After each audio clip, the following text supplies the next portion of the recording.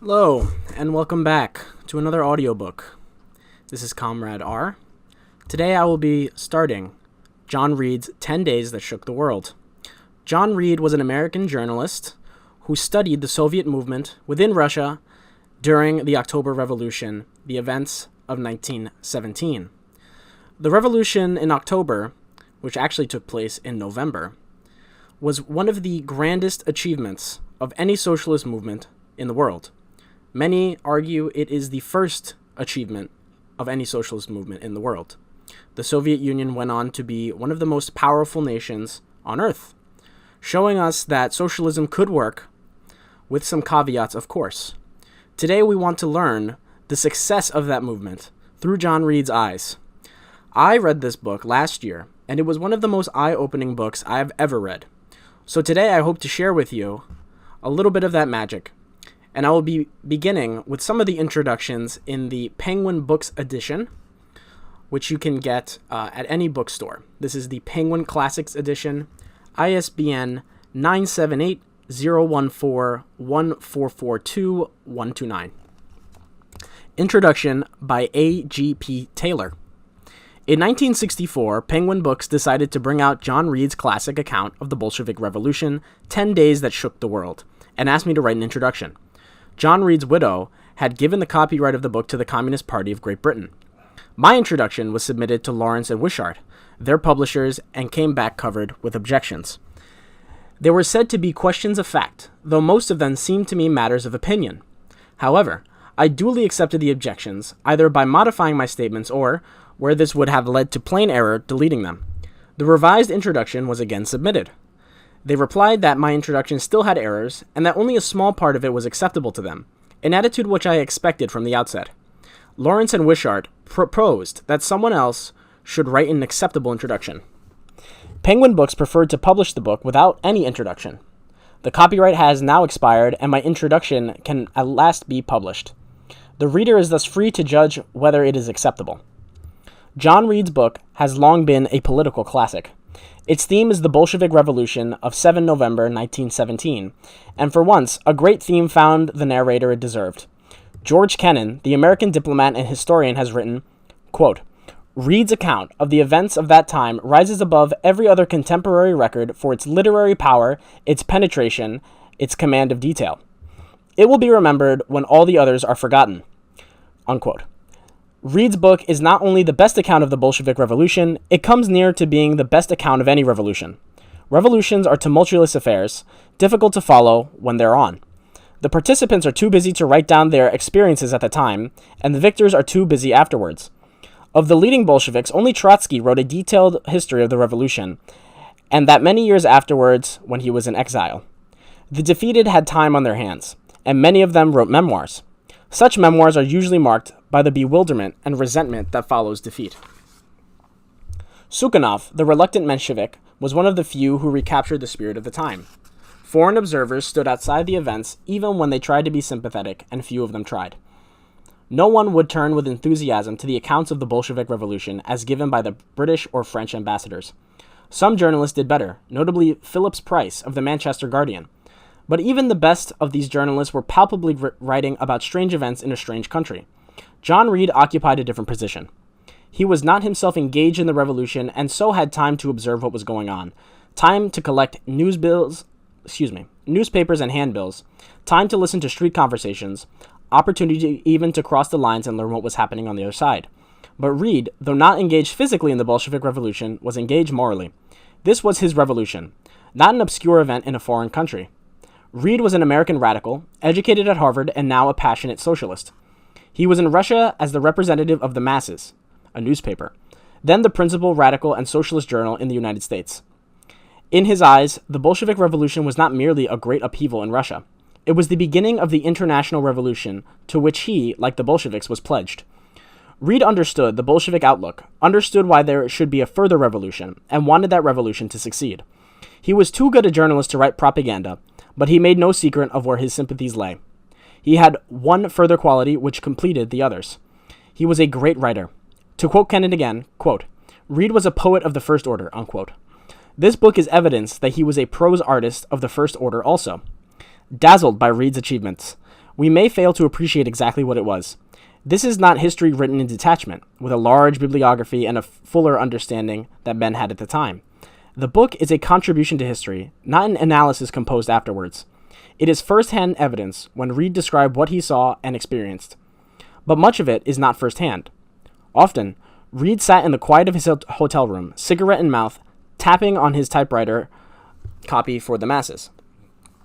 He would piece together fragments of conversations, add imaginative detail of what was likely to happen, and crown all with a brilliant phrase. For instance, Reed often says that Smolny, which housed the Petrograd Soviet, was humming with activity. Lights blazing all night, messengers and Red Guards crowding its corridors. Smolny appears as a sort of beehive, and with little detail of what the bees were up to. Reed did not in fact know. He was a foreign journalist, though a sympathetic one, and the Bolsheviks revealed to him few of their secrets. Again, Reed, like any good reporter, gives the impression of an unflagging excitement. In reality, nothing was happening for much of the time, and Reed himself occupied only in talking with other American journalists. Indeed, the Bolsheviks themselves were worried that the revolutionary impulse was dying away. This was a powerful factor in pushing them into action before it was too late. A further warning is necessary. In 1927, Eisenstein, the famous cinema director, made a film for the 10th anniversary of the Bolshevik Revolution. He gave it Reed's title, 10 Days That Shook the World, and used Reed's book as the script. It is tempting to see the film as somehow confirming what is accounted in the book. This is not the case. Eisenstein's film was not based on contemporary newsreels or on a study of the historical evidence. It translated Reed's book into cinema terms. Much of the film is fiction, as indeed much of Reed's book itself. Reed's book is not reliable in every detail. Its achievement is to recapture the spirit of these stirring days. As with most writers, Reed heightened the drama, and this drama sometimes took over reality. Bolshevik participants, when they looked back, often based their recollections more on Reed's book than on their own memories.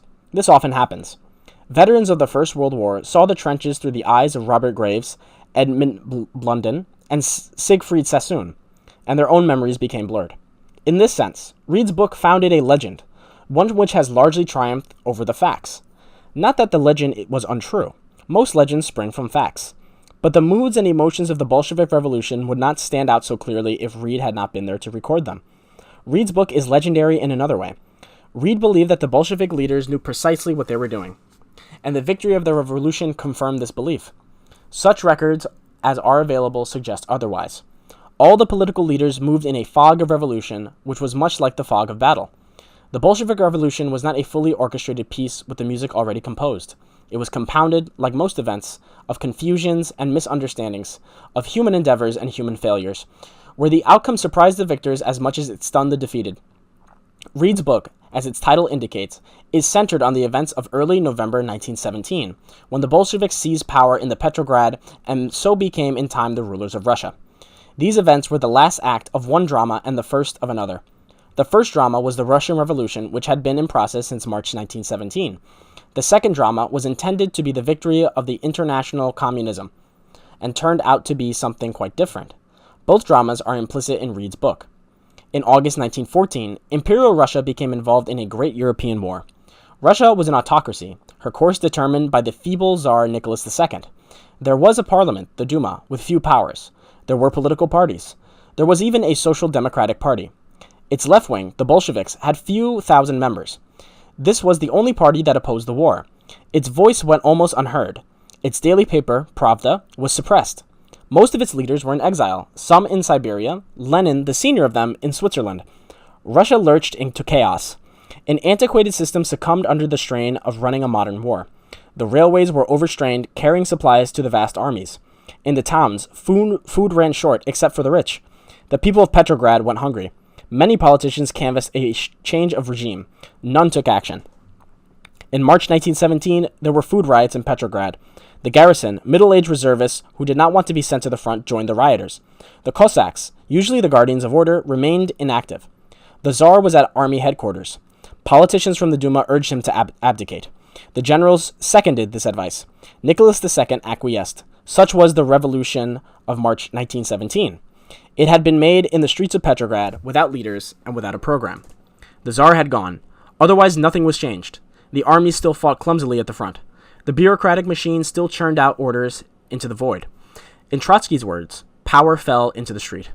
A Soviet, or Council of Workers and Soldiers' Deputies, had been set up in Petrograd during the riots, on the pattern of Russia's first revolution in 1905. Its leaders were moderate socialists, anxious to do nothing illegal. They implored the Duma politicians to take power, and these politicians duly set up a provincial government. Though called democratic, this government had no popular mandate and little popular support. It simply carried on the old system, just as a hen continues to run around the yard when its head has been cut off. No one knew how to change direction. When the first Bolsheviks, including Stalin, returned from Siberia, they too accepted the provincial government and gave patriotic support to the war. Far away in Switzerland, Lenin was in despair. In his belief, a great opportunity was being missed. Opportunity not only for a socialist revolution in Russia, but for the striking of a spark that would set off revolution all over Europe. If the Russian people ended the war, the workers in every belligerent country would follow their example. There would be a general revolution, and international socialism would be established. This was the key note of Lenin's policy. Revolution for all European countries, not only for Russia. His Bolshevik followers had not grasped this policy, and in Switzerland he was helpless. Somehow he must get back to Russia. The French government refused him permission to cross France. Reluctantly, Lenin struck a bargain with the German general staff, and accompanied by some 30 other Russian revolutionaries, traveled across Germany in a sealed train. Back in Petrograd, he wasted no time. He went directly to Bolshevik headquarters and said, quote, "I move that we prepare for a second revolution," unquote. Lenin's proposal was defeated by 12 votes to 1, Lenin's being the one. He merely laughed and said, quote, "The Russian people are 100 times more revolutionary than we are," unquote. This was shown by the events of the July days, which were the second act of the Russian Revolution. The first all-Russian Congress of Soviets met in Petrograd. At exactly the same time, Kerensky, a modern socialist who had become head of the provincial government, ordered a new offensive against the Germans. The offensive was a catastrophic failure. In Petrograd, there were great demonstrations demanding an end of the war and, quote, "all power to the Soviets," unquote. The Soviet leaders told the demonstrators to go home. Even Lenin recognized that the demonstrations were premature. The people of Petrograd were in a revolutionary mood, but their spirit had not been spread to the country. Petrograd hung isolated in the air. Unorganized and without clear leadership, the demonstrations died away. Kerensky thought that the time had come to end the revolution. Many of the leading Bolsheviks were arrested. The most prominent of these was Trotsky, who had returned from America in May and had just joined the Bolshevik Party. His name was to dominate coming events. Lenin, too, wished to be arrested and to challenge a public trial. But the outcry was great against him as a German agent. His Bolshevik colleagues feared that he might be assassinated in prison and insisted that he go into hiding. Lenin first went to a nearby village where he swam in the lake and helped to get the hay in. When the police began to make inquiries, he moved to Helsinki, the capital of Finland, then an autonomous province of the Russian Empire. Here he lodged with the local chief of police, who happened to be a Bolshevik, a convenient arrangement. Lenin was safe, but Helsinki was 5 hours from Petrograd by train. Lenin had to follow what was happening in Petrograd by reading the newspapers and could influence the Bolsheviks only by letters and pamphlets. He grew impatient, restless. The revolutionary impulse was slowing down. Few people bothered to attend the meeting of the Soviets. The Petrograd Soviet, which had occupied a splendid hall in the center of the city, was pushed out to Smolny Institute, formerly a suburban high school for the daughters of the nobility. Kerensky believed that he would soon push the Soviet out of existence. Kerensky miscalculated. He encouraged Kornilov, a reactionary general, to march on Petrograd and restore order. Belatedly, he discovered that Kornilov intended to destroy the provincial government as well as the Soviets. Kerensky appealed to the workers of Petrograd to save the revolution, by which he meant himself. The Bolsheviks were released from prison. Trotsky became president of the Petrograd Soviet, and a military revolutionary committee under his direction organized the Red Guards, equipped, ironically, at government expense. Kornilov's march on Petrograd was halted. There was little fighting. Kornilov's soldiers simply went home or joined the Red Guards. Kornilov vanished into obscurity and was killed in March 1918 during the Civil War. This is the moment in mid-September when Reed's book begins. On the one side were Kerensky and his provincial government, still issuing orders, still speaking in the name of Russia, but with little authority in the country and no force to back it. On the other side, the Bolsheviks now had a majority on the Petrograd Soviet and on many others, including Moscow. They controlled the Red Guards, but they made no use of their power. With Lenin far away, they were at a loss of what to do. They made endless speeches. They warned the masses against the danger of counter-revolution, which they believed to be imminent. Then they waited in the atmosphere of tension that Reed described so well. On September 28th, the Central Committee of the Bolshevik Party met. Lenin, still in Finland, sent a letter from afar. He wrote, quote, "We should at once begin to plan the practical details of a second revolution," unquote. The Bolshevik leaders, who later boasted of their revolutionary prowess, Trotsky, Stalin, Zinoviev, Bukharin, were horrified. They resolved unanimously that every copy of Lenin's letter should be destroyed. One survived by chance. Weeks passed. Lenin resolved to defy the order of the Central Committee that he should remain in Finland. On the 20th of October, he returned to a Petrograd suburb where he went into hiding. As a further disguise, he was now clean-shaven and on the decisive day of the Bolshevik Revolution confronted the Soviet without his customary red beard. On October 23rd, the Central Committee met in Lenin's suburb, ironically at the house of Sukhanov, a Menshevik. Sukhanov's wife was a Bolshevik. She rang up her husband and told him that, as they were both very tired, he should stay the night in Petrograd. Lenin insisted on an immediate seizure of power. The committee finally agreed by 10 votes to 2, only to find that they had no paper. Lenin borrowed an exercise book from the child of the house and wrote the resolution in pencil on a bit of squared paper. Dawn was breaking. Someone asked, "Well, what day?" Lenin, already leaving to get home before the streets were light, answered over his shoulder, October 28th. On October 28th, nothing happened. The Soviet met as usual, speeches were made, the day passed. Lenin was furious. He summoned another meeting of the Central Committee, augmented by delegates from the local party branches. Once more, the Bolsheviks resolved to seize power, this time on the 2nd of November. Once more, nothing happened. Reed describes yet another meeting at Smolny on the 3rd of November, with Lenin fixing the rise for the 7th of November, when the Second All-Russian Congress of Soviets was to meet. For once, Reed's imagination carried him away. There was no such meeting on the 3rd of November. Lenin never came to Smolny until the 6th of November, nor could he have possibly have named 7th of November as the day. He was pressing all the time for an immediate seizure of power in the name of the Bolshevik Party, not of the Soviets. The other Bolsheviks were less confident that their party alone would command enough support and wished to shelter behind the name of the Soviets. Maybe Trotsky, being president of the Petrograd Soviet, looked on the Soviets with a favorable eye. Some of the Bolsheviks even hoped that a revolution would be unnecessary. The All-Russian Congress would have a Bolshevik majority. The majority would elect a new executive committee controlled by Bolsheviks, and this committee would in turn become the government almost imperceptibly. The Bolsheviks were not in fact preparing to seize power, despite Lenin's persistent goading.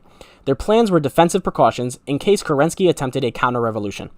The plans were made by the Military Revolutionary Committee, 3 obscure men who did not stand high in the party.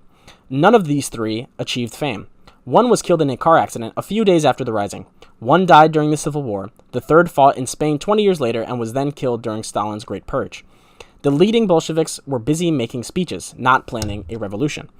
None of them gave the decisive push, nor for that matter did Lenin himself. The signal for the revolution was given, strangely enough, by the man against whom the rising was to be directed, none other than Kerensky, the head of the provincial government. Kerensky imagined that he could consolidate his power by appearing as the guardian of order. The July days were much in his mind. Then the masses had demonstrated. They had been dispersed, and Kerensky's stock had gone up. Now all the respectable forces in Russia would surely rally to him again if he struck against the Bolsheviks. Kerensky believed that the Bolsheviks were on the point of insurrection. Lenin's prompting had become known. Zinoviev and Kamenev, the 2 Bolsheviks who had opposed them, did not limit their opposition to private discussions. They published an attack on Lenin in a non-Bolshevik paper. Lenin wished to expel them from the party.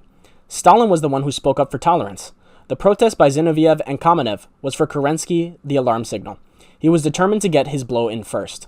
On the 5th of November, the provincial government resolved to suppress the Bolshevik papers and arrest the leaders of the Petrograd Soviet. That night, a detachment of cadets occupied the offices of Pravda, stopped the presses, and sealed the doors. The printers went home disconsolate. A young girl typist ran to Smolny, where she found Trotsky and told him what had happened. Trotsky hesitated, then said, quote, "Break the seals," unquote.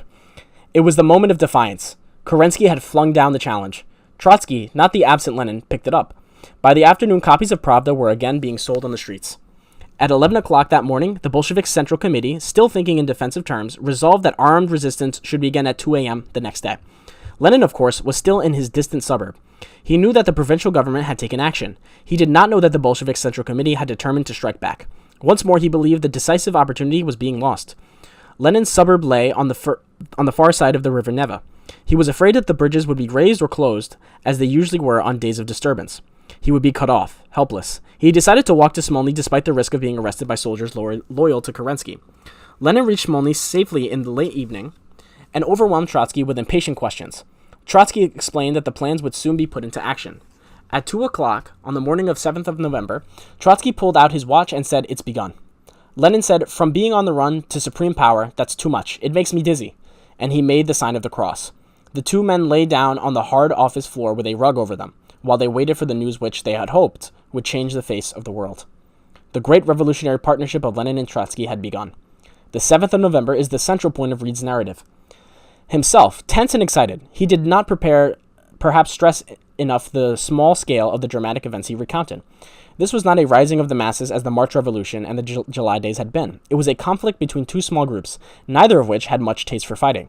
Kerensky had no regular troops, only some 2,000 cadets, untrained boys still in their teens, and a battalion of Amazons, women soldiers who were an embarrassment to both sides.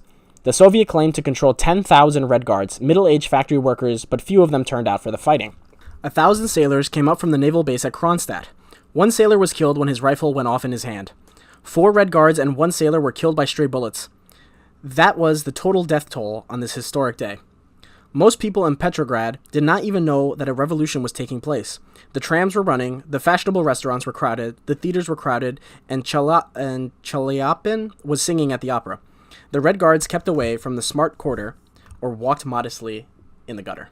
The Revolutionary Military Committee had planned a desperate resistance against a fierce attack by the provincial government.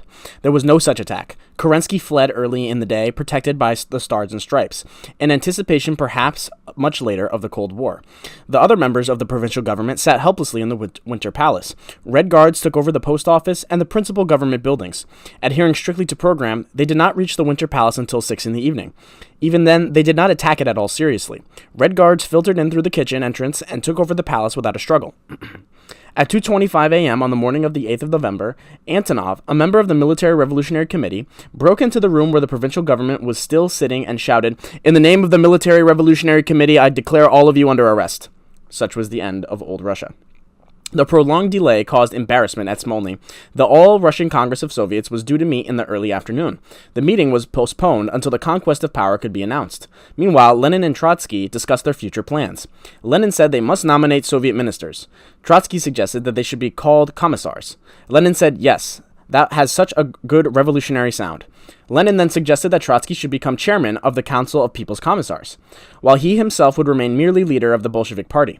Trotsky objected that, as a Jew, he was unsuitable. He added, "Besides, you will stay outside and criticize." Lenin reluctantly agreed to become chairman. He then drew up a list of commissars, belatedly adding Stalin as commissar for nationalities. This is the only time that Stalin's name appears in Reed's book. So little was the gray blur, as Sukhanov calls him, then regarded. At 10 in the evening, the All-Russian Congress could be put off no longer. Lenin decided to anticipate events at the Winter Palace. He appeared in public for the first time since the July days and informed the astonished delegates that the Soviets had taken power. No sooner was the power in Soviet hands than it was taken away again.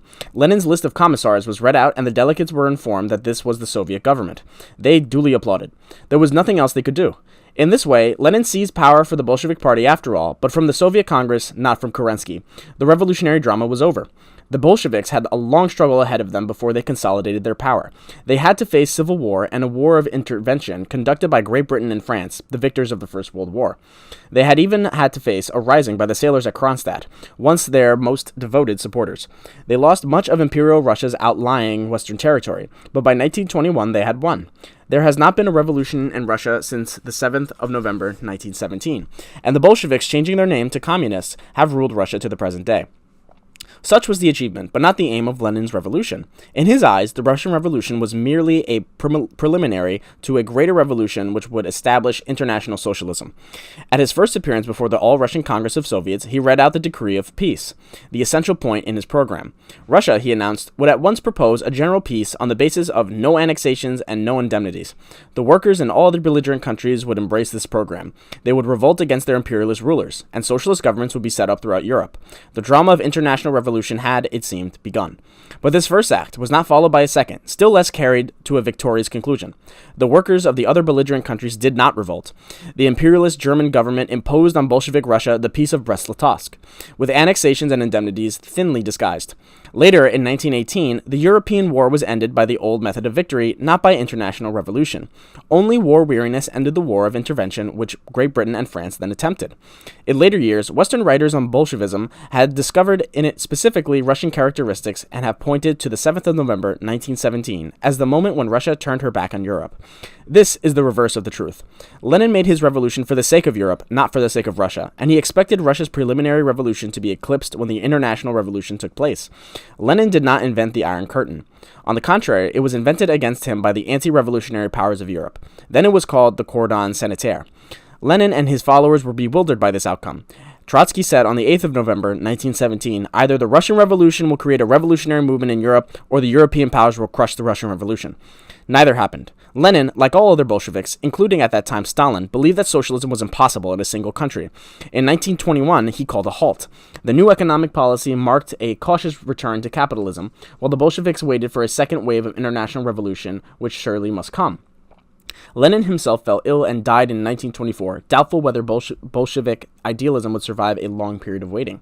Trotsky continued to preach international revolution and was driven into exile. Stalin attained supreme power and, at the price of enormous suffering, carried through socialism in a single country, which he and other Bolsheviks had deemed impossible. In 1940, Trotsky was assassinated, probably by an agent of Stalin's. The great revolutionary duumvirate of Lenin and Trotsky vanished from the scene. John Reed vanished also. In 1919, he went to the United States, where he published 10 Days That Shook the World, endorsed by Lenin as a truthful and most vivid exposition. Reed returned to Russia and worked as a secretary in the newly founded Third Communist International. In 1920, he died of typhus and was buried under the Kremlin wall, where he still rests, a hero of the revolution. His book had a period of great popularity in Soviet circles and among socialists abroad. Then came Stalin's dictatorship. In Reed's book, Stalin was barely mentioned, and Trotsky was the hero of it. The book was banned along with its hero. In the years since Stalin's death, Reed's book has received a grudging tolerance from the communists and no more. For while Stalin's other victims have been rehabilitated, Trotsky can still not be mentioned, and yet no account of the Bolshevik Revolution can be given without him. To the present day, a citizen of the Soviet Union can find no book, Reed's or any others, to tell him in detail how his state was born. Reed's book will survive the ban. It stands unrivaled as a monument to the Bolshevik Revolution and its two leaders, Lenin and Trotsky. Introduction. With the greatest interest, and with never slackening attention, I read John Reed's book, 10 Days That Shook the World. Unreservedly do I recommend it to the workers of the world. Here is a book which I should like to see published in millions of copies and translated into all languages. It gives a truthful and most vivid exposition of the events so significant to the comprehension of what really is the proletarian revolution and the dictatorship of the proletariat. These problems are widely discussed. But before one can accept or reject these ideas, one must understand the full significance of such a decision.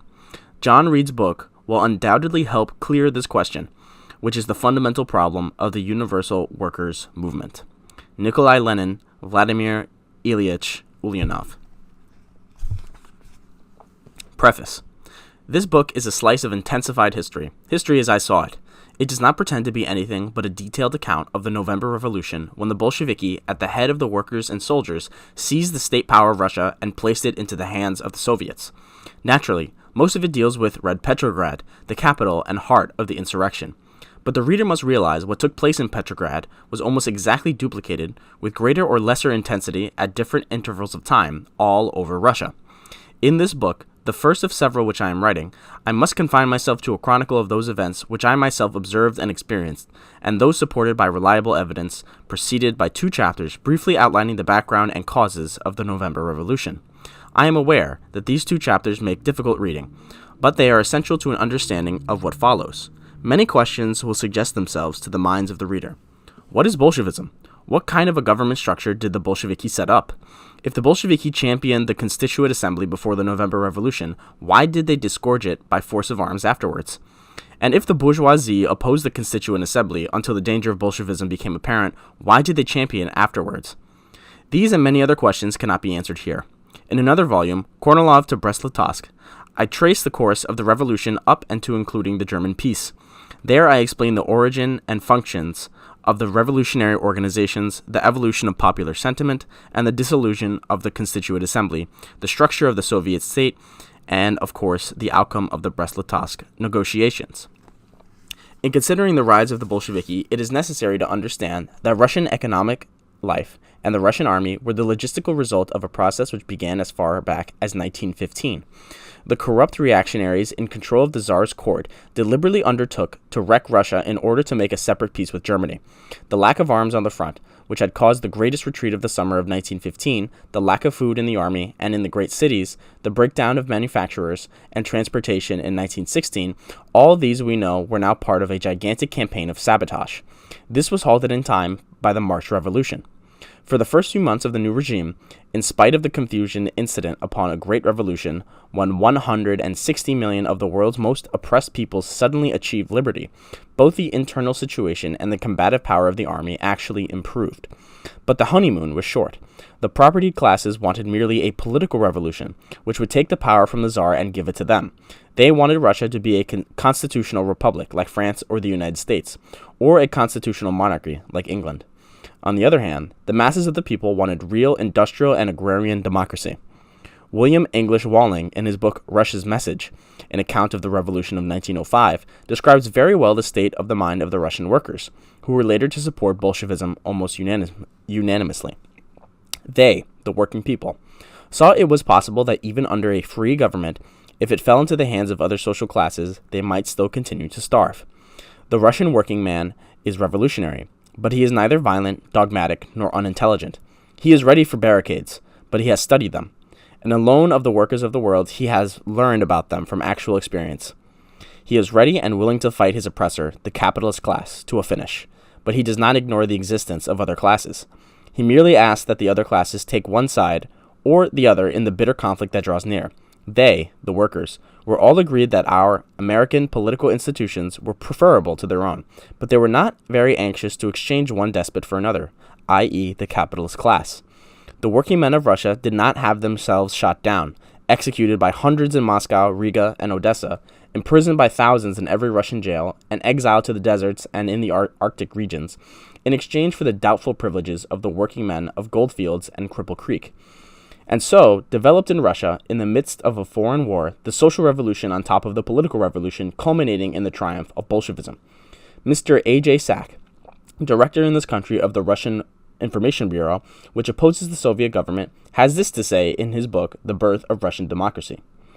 The Bolsheviki organized their own cabinet, with Nicholas Lenin as premier and Lenin Trotsky as Minister of Foreign Affairs. The inevitability of their coming into power became evident almost immediately after the March Revolution. The history of the Bolsheviki after the revolution is a history of their steady growth. Foreigners, and Americans especially, frequently emphasize the ignorance of the Russian workers. It is true that they lacked the political experience of the peoples of the West, but they were very well trained in voluntary organization. In 1917, there were more than 12 million members of the Russian consumers' cooperative societies, and the Soviets themselves are a wonderful demonstration of their organizing genius. Moreover, there is probably not a people in the world so well educated in socialist theory and its practical application. William English Walling thus characterizes them as, the Russian working people are, for the most part, able to read and write. For many years, the country has been in such a disturbed condition that they have had the advantage of leadership not only of intelligent individuals in their midst, but of a large part of the equally revolutionary educated class, who have turned to the working people with their ideas for the political and social regeneration of Russia. Many writers explain their hostility to the Soviet government by arguing that the last phase of the Russian Revolution was simply a struggle of the respectable elements against the brutal attacks of Bolshevism. However, it was the property classes who, when they realized the growth and power of the popular revolutionary organizations, undertook to destroy them and to halt the revolution. To this end, the property classes finally resorted to desperate measures. In order to wreck the Kerensky military and the Soviets, transportation was disorganized and internal troubles provoked. To crush the factory shop committees, plants were shut down, fuel and raw materials diverted. To break the army committees at the front, capital punishment was restored and military defeat connived at. This was all excellent fuel for the Bolshevik fire. The Bolsheviki resorted by preaching the class war and by asserting the supremacy of the Soviets. Between these two extremes, with the other factions which wholeheartedly or half-heartedly supported them, were the so-called moderate socialists, the Mensheviki, and the Socialist revolutionaries, and several other small parties. These groups were also attacked by the property classes, but their power of resistance was crippled by their theories. Roughly, the Mensheviki and the Socialist revolutionaries believed that Russia was not economically ripe for a socialist revolution, that only a political revolution was possible.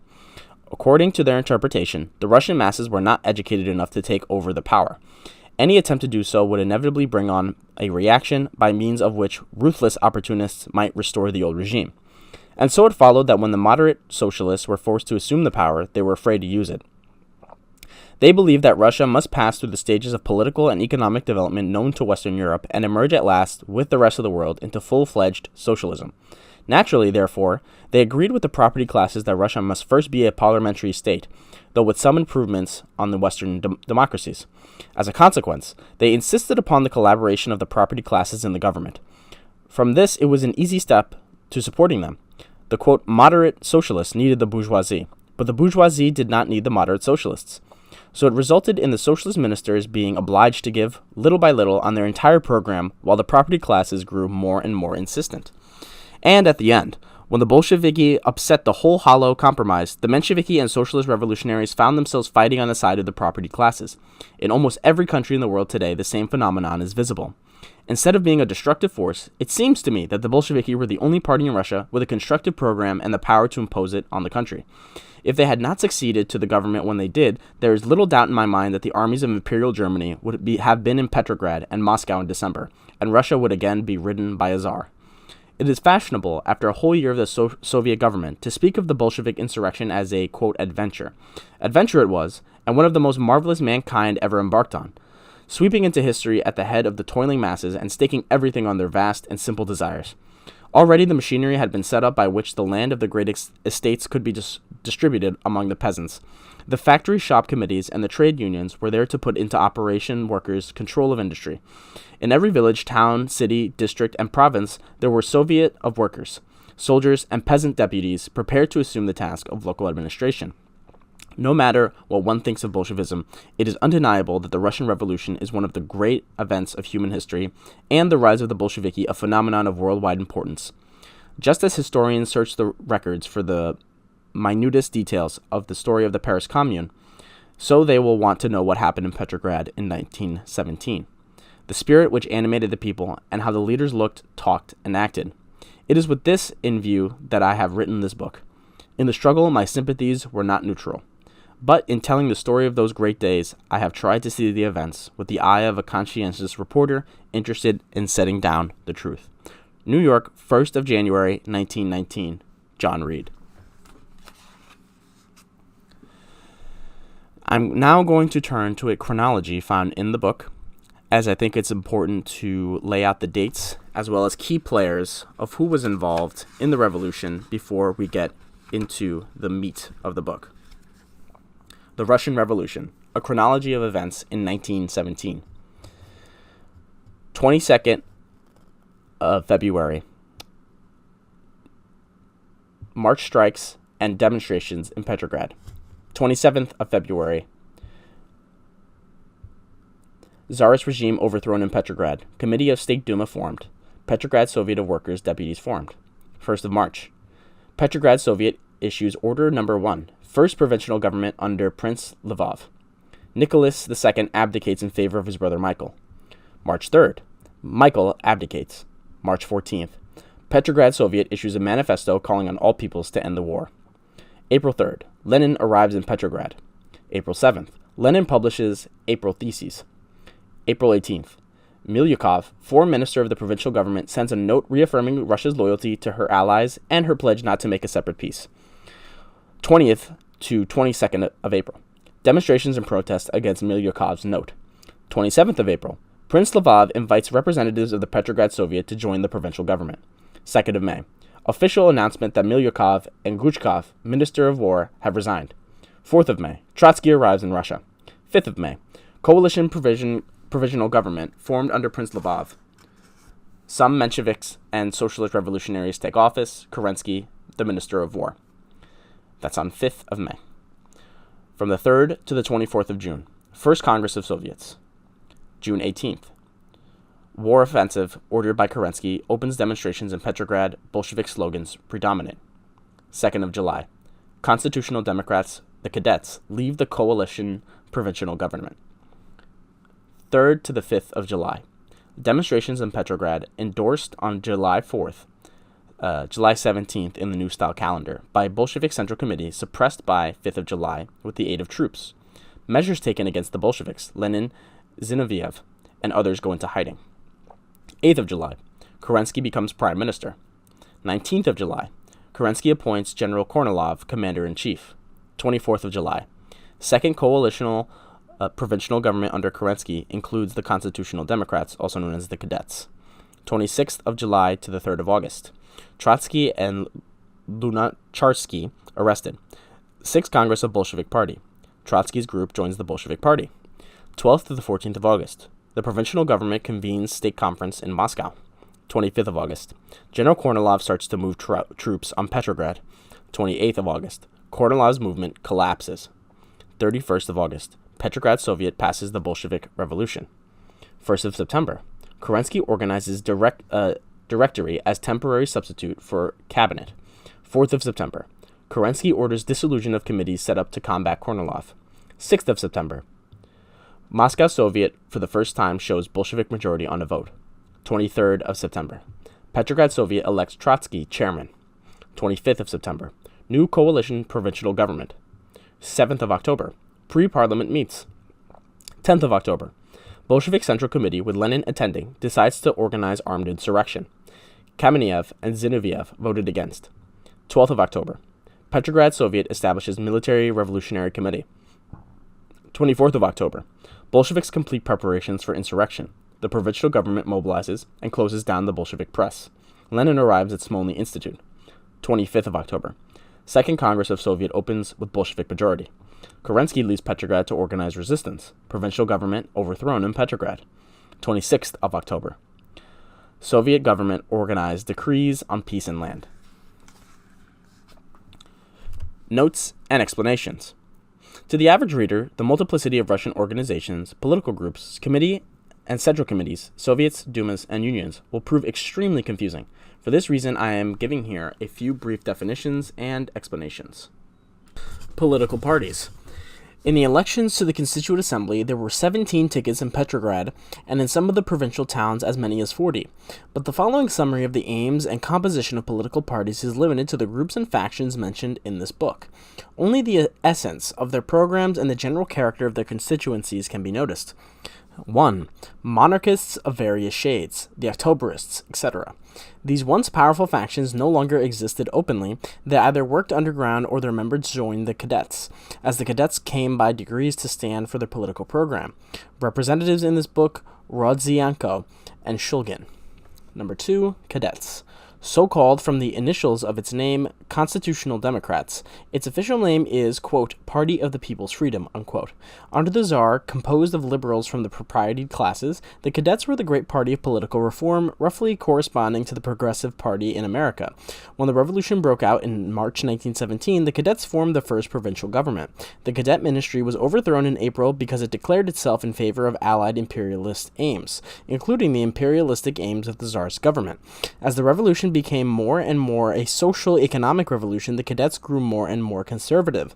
Its representatives in this book, Milyukov, Viniver, and Shotsky.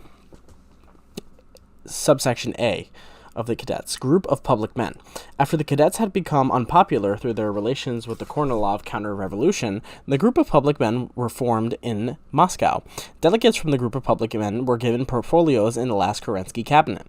The group declared itself nonpartisan, although its intellectual leaders were men like Rodznytsko and Shulgin. It was composed of the more modern bankers, merchants, and manufacturers who were intelligent enough to realize that the Soviets must be fought by their own weapon, economic organization. Typical of the group, Lianozov and Konovalov. 3. Populist Socialists, or Trudoviki, the labor group.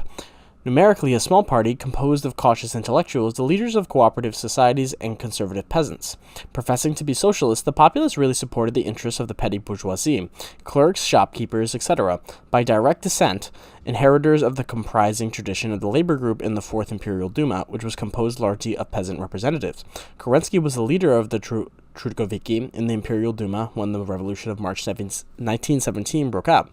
The Populist Socialists are a nationalistic party. The representatives in this book, Peshkanov and Tchaikovsky. Number 4, Russian Social Democratic Labor Party, originally Marxian socialists. At a party congress held in 1903, the party split on the question of tactics into two factions, the majority, Bolshevisto, and the minority, Menshevisto. From this sprang the names Bolsheviki and Mensheviki, members of the majority and members of the minority.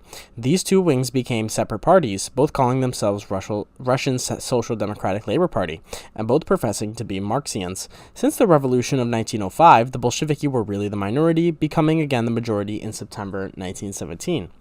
Subsection A, Mensheviki. This party includes all shades of socialists who believe that society must progress by national evolution towards socialism, and that the working class must conquer political power first. Also a nationalistic party. This was the party of the socialist intellectuals, which means all the means of education having been in the hands of the property classes. The intellectuals instinctively reacted to their training and took the side of the property classes. Among the representatives in this book, Don Lieber Zeratelli.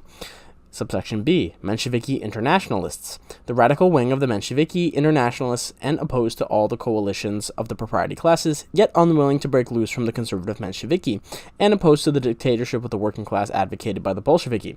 Trotsky was long a member of this group. Among their leaders, Martov and Martinov. Subsection C, Bolsheviki. Now call themselves the Communist Party, in order to emphasize their complete separation from the tradition of, quote, moderate or, quote, parliamentary socialism, which dominates the Mensheviki and the so-called majority socialists in all countries. The Bolsheviki proposed immediate proletarian insurrection and seizure of the reins of government, in order to hasten the coming of socialism by forcibly taking over industry, land, natural resources, and financial institutions. This party expresses the desires chiefly of the factory workers, but also a large section of the poor peasants. The name Bolshevik cannot be translated by maximalists. The Maximalists are a separate group. See paragraph 5b. Among the leaders, Lenin, Trotsky, Luchinarsky. Subsection D. United Social Democrats Internationalists, also called the Novaya Zinv, New Life, from the name of the very influential newspaper which was its organ. A little group of intellectuals with a very small following among the working class, except the personal following of Maxim Gorky, its leader. Intellectuals with almost the same program as the Mensheviki Internationalists, except that the Novaya Ziniv group refused to be tied to either of the great two factions, opposed the Bolshevik tactics, but remained in the Soviet government. Other representatives in this book, Avalov and Kramarov. Subsection E, Yedinstvo. A very small and dwindling group composed almost entirely of the personal following of Plekhanov, one of the pioneers of the Russian Social Democratic movement in the 1880s to be specific. And its great theoretician, now an old man, Plekhanov, was extremely patriotic, too conservative even for the Mensheviki. After the Bolshevik coup d'etat, Yedinstvo disappeared.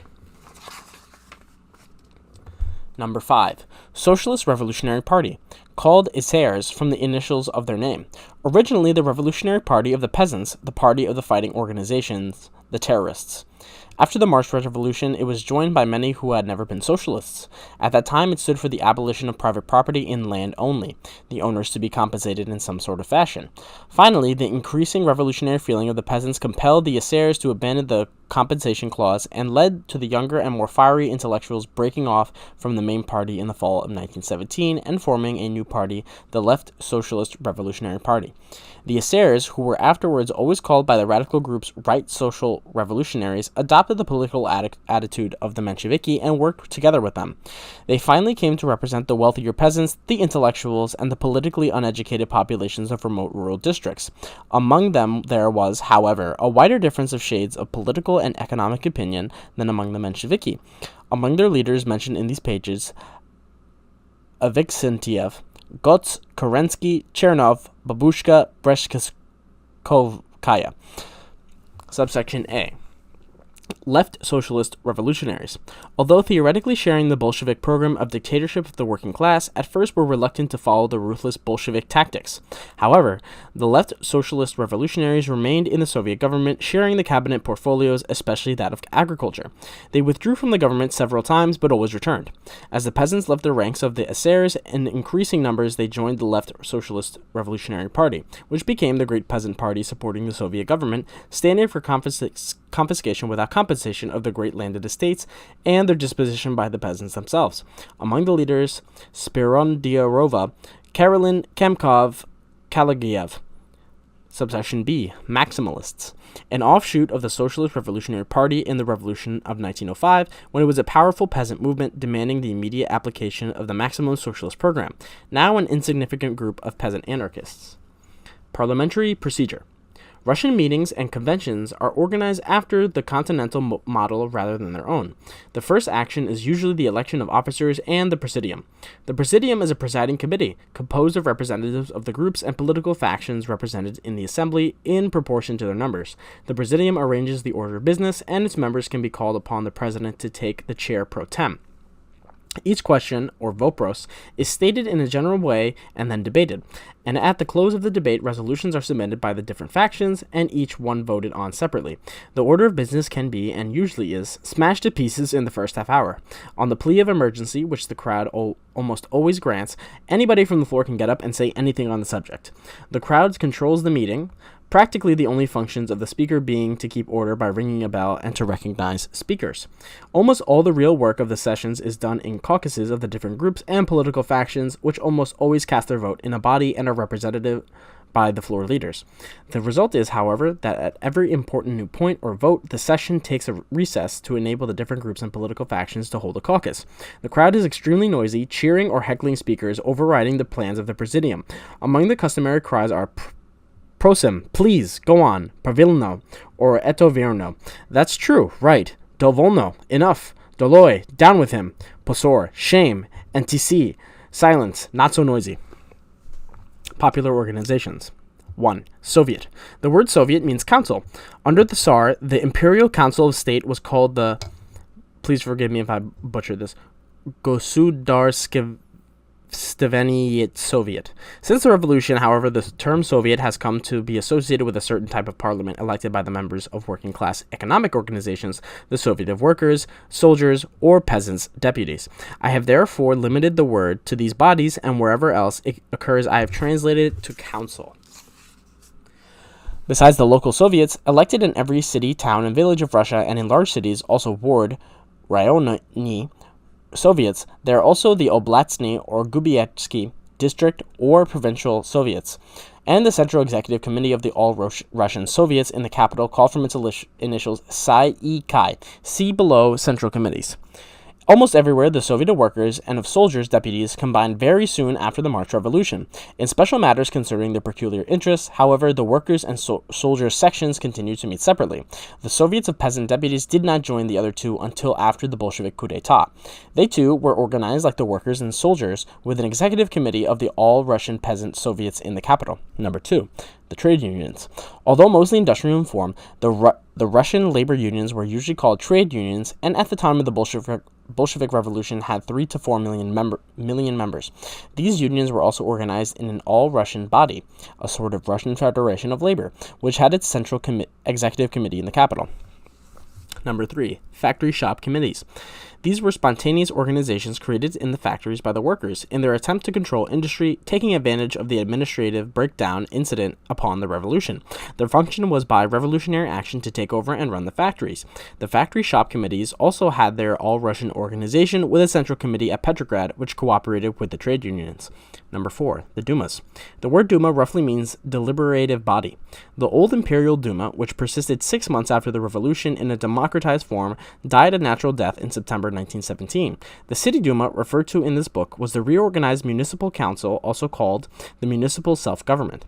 It was elected by direct and secret ballot, and its only reason for failure to hold the masses during the Bolshevik Revolution was the general decline in influence of all purely political representation in the face of the growing power of organizations based on economic groups.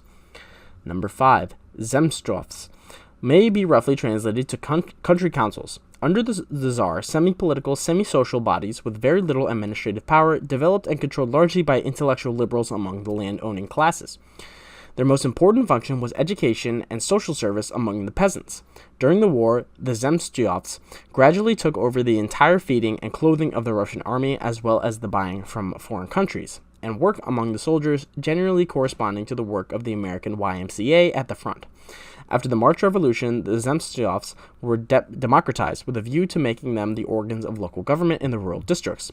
But, like the city dumas, they could not compete with the Soviets. Number 6. The cooperatives. These were the workers and peasants consumers' cooperative societies, which had several million members all over Russia before the revolution. Founded by the liberals and moderate socialists, the cooperative movement was not supported by the revolutionary socialist groups because it was a substitute for the complete transference of the means of production and distribution into the hands of the workers. After the March Revolution, the cooperatives spread rapidly and were dominated by populist socialists, Mensheviki, and the Socialist revolutionaries, and acted as a conservative political force until the Bolshevik Revolution. However, it was the cooperatives which fed Russia when the old structure of commerce and transportation collapsed. Number 7. The Army Committees. The Army Committees were formed by the soldiers at the front to combat the reactionary influence of the old regime officers. Every company, regiment, brigade, division, and corps had its committee, all over which was elected as the Army Committee.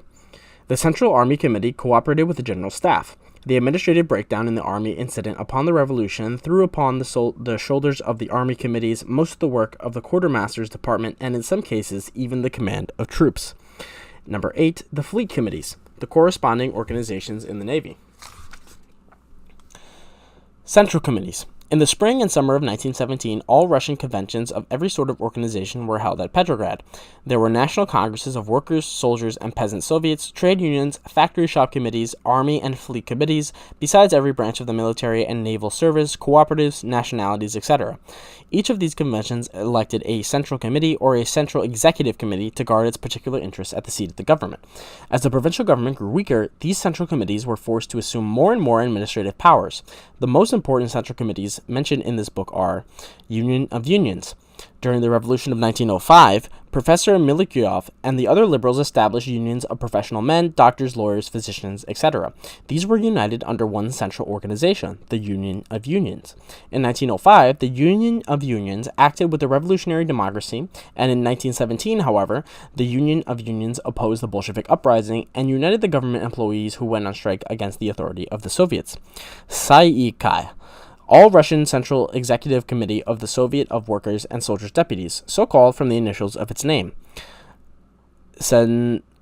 Centroflot, or the Central Fleet, the Central Fleet Committee. Vikzel, an All-Russian Central Committee of the Railroad Workers' Union, so called from the initials of its name. Other organizations. The Red Guard, the armed factory workers of Russia. The Red Guards were first formed during the Revolution of 1905 and sprang into existence again in the days of March 1917 when a force was needed to keep order in the city. At that time, they were armed and all efforts of the provincial government to disarm them were more or less unsuccessful. At every great crisis in the Revolution, the Red Guards appeared on the streets, untrained and undisciplined but full of revolutionary zeal. The White Guards, bourgeois volunteers who emerged in the last stages of the revolution to defend private property from the Bolshevik attempt to abolish it. A great many of them were university students. Tek Hinsi, the so-called Savage Division in the army made of a Mohammedan tribesman from Central Asia and personally devoted to General Kornilov. The Tek Hinsi were noted for their blind obedience and their savage cruelty in warfare. The Death Battalions, or the Shock Battalions. The Women's Battalion is known to the world as the Death Battalion, but there were many Death Battalions composed of men. These were formed in the summer of 1917 by Kerensky for the purpose of strengthening the discipline and combative fire of the army by heroic example. The Death Battalions were composed mostly of intense young patriots. These came from the most part from among the sons of the propertied classes. Union of Officers, an organization formed among the reactionary officers in the army to combat politically the growing power of the army committees. Knights of St. George. The Cross of St. George was awarded for distinguished action in battle. Its holder automatically became a Knight of St. George. The predominant influence in the organization was that of supporters of the military idea. The Peasants' Union. In 1905, the Peasants' Union was a revolutionary peasants' organization. In 1917, however, it had become a political expression of the more prosperous peasants to fight the growing power and revolutionary aims of the Soviet of Peasants' Deputies. Chronology and spelling. I have adopted in this book our calendar throughout instead of the former Russian calendar, which was 13 days earlier. In the spelling of Russian names and words, I have made no attempt to follow any scientific rules for the transliteration, but I have tried to give the spelling which would lead the English-speaking reader to the simplest approximation of their pronunciation. Sources. Much of the material in this book is from my own notes. I have also relied, however, upon a heterogeneous file of several hundred assorted Russian newspapers covering almost every day of the time described, of the files of the English paper, the Russian Daily News, and of 2 French papers, Journal de Russie and Extant. But far more valuable than these is the Bulletin de la Presse issued daily by the French Information Bureau in Petrograd, which reports all important happenings, speeches, and the comment of the Russian press. Of this, I have an almost complete file from the spring of 1917 to the end of January 1918. Beside the foregoing, I have in my possession almost every proclamation, decree, and announcement posted on the walls of Petrograd from the middle of September 1917 to the end of January 1918. Also, the official publication of all government decrees and orders, and the official government publication of the secret treaties and other documents discovered in the Ministry of Foreign Affairs when the Bolsheviki took it over.